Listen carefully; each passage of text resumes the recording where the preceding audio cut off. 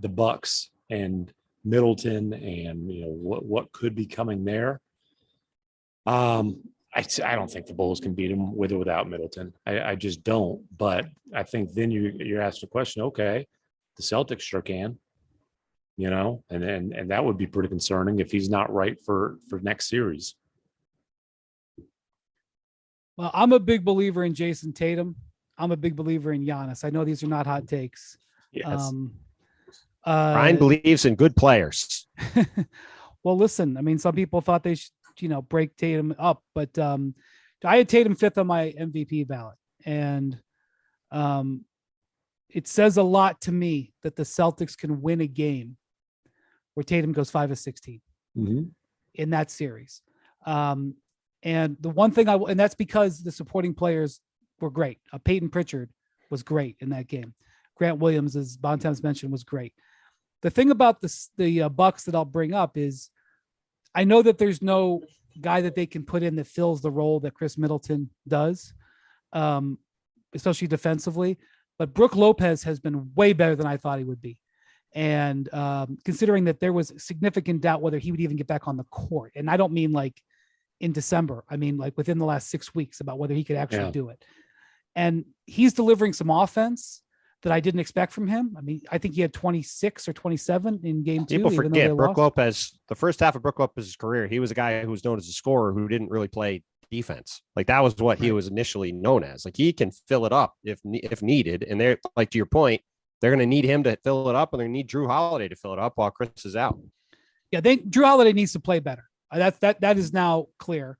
I believe that he will. So the Middleton thing is a bummer, but hopefully not season ending, hopefully not even series ending, although that is a big ask with that knee injury.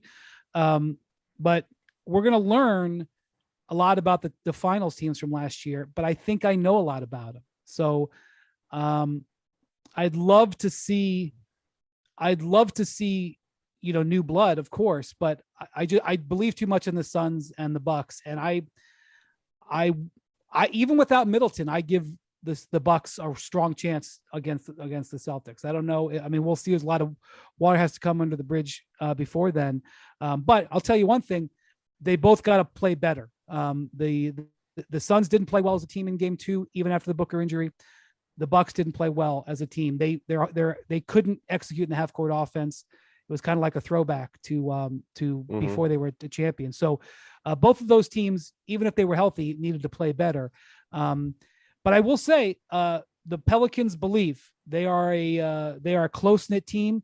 They believe, and the Bulls are a team that I didn't think had belief, but DeMar DeRozan sort of.